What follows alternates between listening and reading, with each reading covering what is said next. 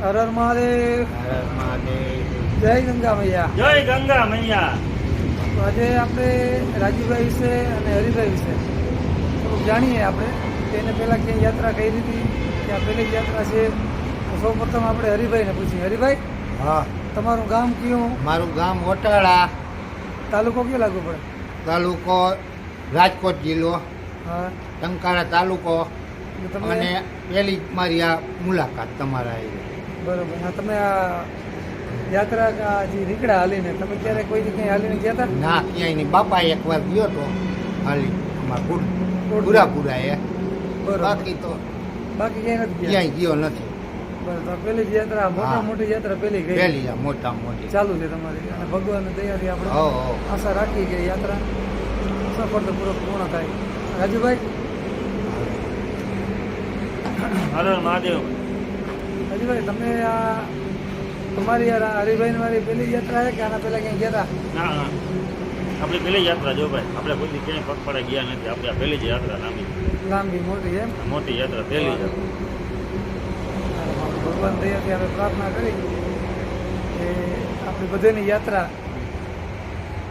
ભોળોનાથ મહાદેવ પૂરી કરે. હર હર મહાદેવ. હર હર મહાદેવ. જય ગંગા જય મૈયા. ગંગા મૈયા. આ છે મંદિર, જગ્યા જ્યાં અમે બપોરના સમયે વિશ્રામ કર્યો છે. દુધુ અને કિશનગઢ હાઈવે, 6 લાઇન હાઈવે એક બાજુમાં જ.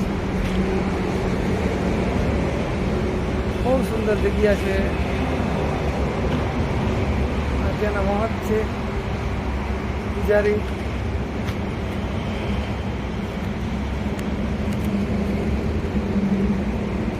ચાલો આપણે જરાક અંદર જઈ અને દર્શન કરી.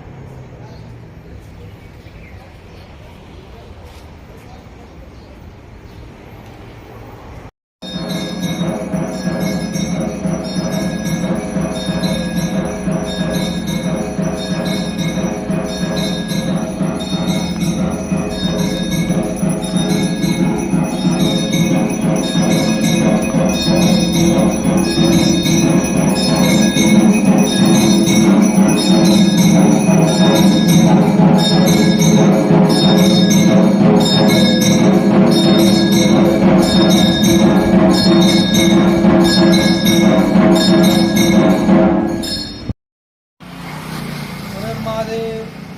જય ગંગા મૈયા. આજે તારીખ 14/5/2025 અને મારી પગપાળા યાત્રાનો આજે 27 દિવસ. પગપાળા યાત્રા કરી દેવભૂમિ દ્વારકાથી દેવભૂમિ ઉત્તરાખંડ, હરિદ્વાર, કેદારનાથ, અત્યારે પહોંચ્યો કિશનગઢ સિટી. હર હર મહાદેવ. જય ગંગા મૈયા.